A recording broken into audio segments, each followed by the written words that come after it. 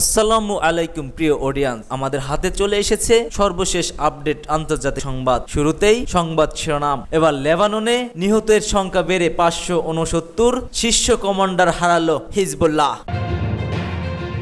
অন্যদিকে মধ্যপ্রাচ্যে আরো সৈন্য পাঠাচ্ছে যুক্তরাষ্ট্র। জানিয়ে দেব ইসরায়েল কেন লেবাননে বারবার হামলা চালাচ্ছে।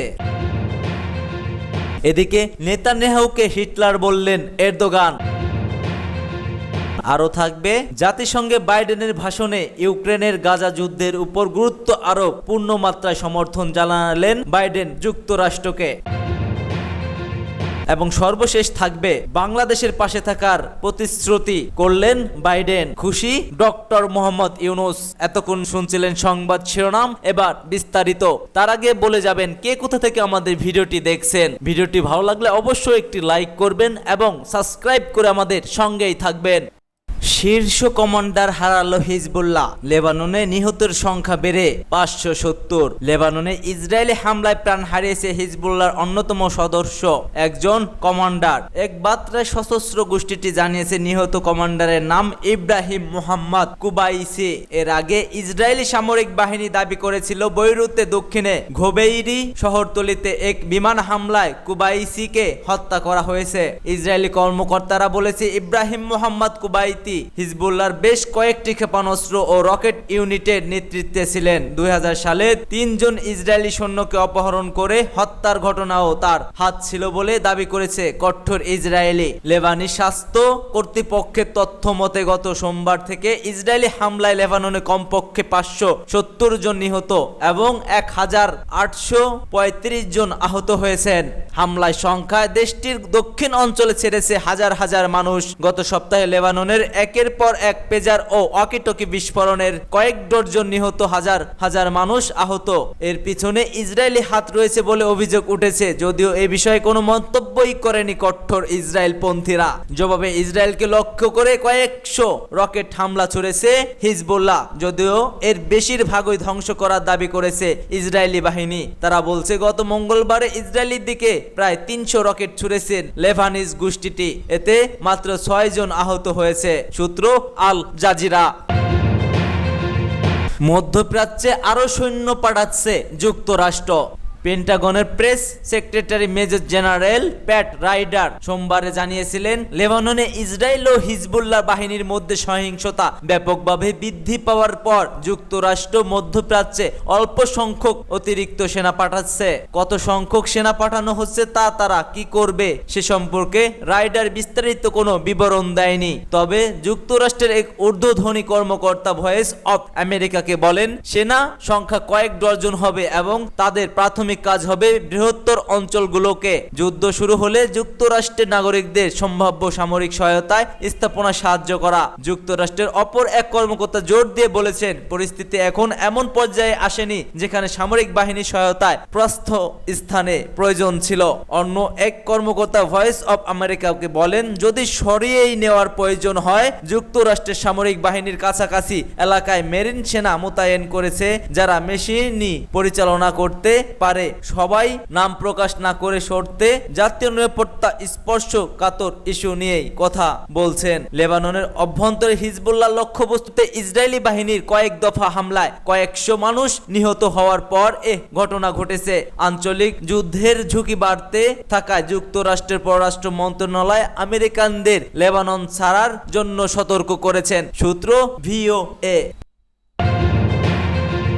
ইসরায়েল কেন লেবাননে হামলা চালাচ্ছে? গত 24 ঘন্টায় ইসরায়েল জুড়ে একের পর এক বিমান হামলা চালিয়ে যাচ্ছে কঠোর ইসরায়েলি। লেবাননের স্বাস্থ্য মন্ত্রণালয় জানিয়েছে ইসরায়েলের বিমান হামলায় এ পর্যন্ত 550 মানুষ নিহত, তাদের মধ্যে 50 শিশু ও 94 নারী রয়েছে। এছাড়া আহত হয়েছে প্রায় 2000 মানুষ।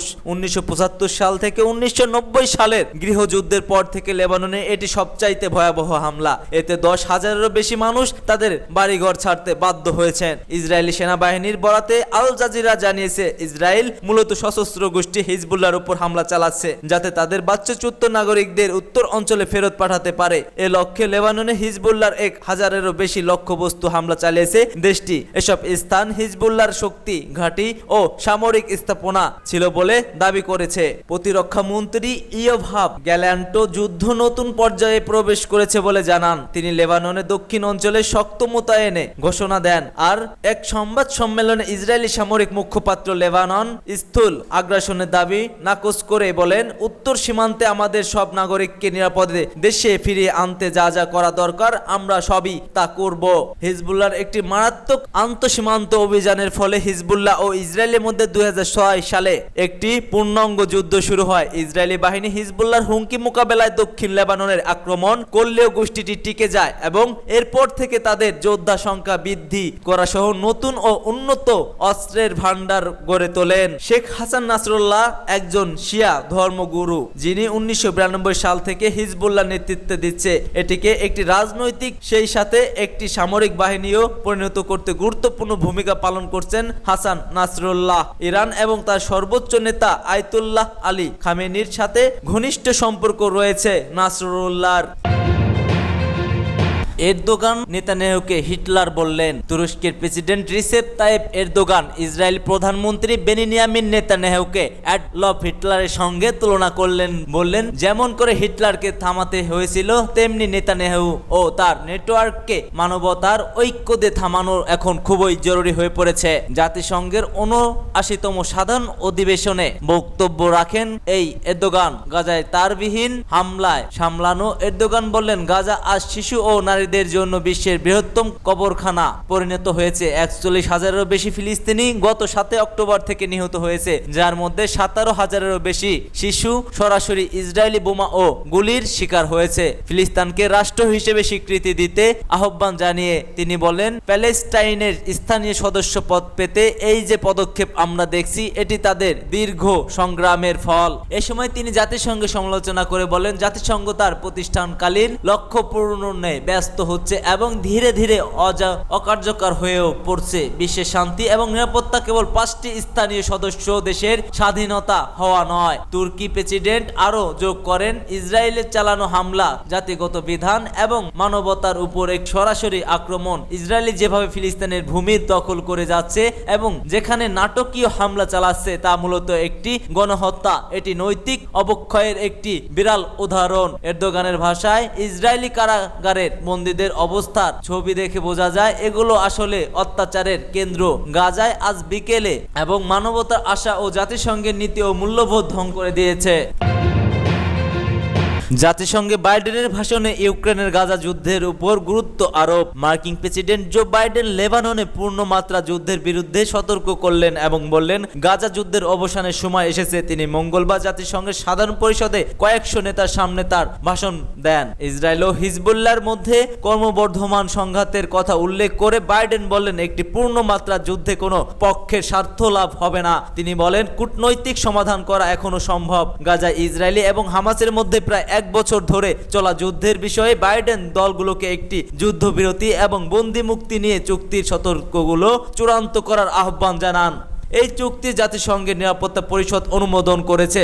রাশিয়ার আগ্রাসনের বিরুদ্ধে লড়াই ইউক্রেন প্রচেষ্টার সম্পর্কে বাইডেন বলেন, আমরা ক্লান্ত হতে পারি না, আমরা মুখ ঘুরিয়ে নিতে পারছি না এবং আমরা ইউক্রেনের প্রতি আমাদের সমর্থন কমিয়ে আনব না যতক্ষণ না ইউক্রেন একটি ন্যায্য এবং স্থিতিশীল শান্তি নিয়ে জয় না হয়। জাতিসংঘে যুক্তরাষ্ট্রের রাষ্ট্রদূত লিন্ডা টাইমস অফ গ্রিনফিল্ডের মতে বাইডেনের বক্তব্যটা একটি গুরুত্বপূর্ণ মুহূর্ত এসেছে।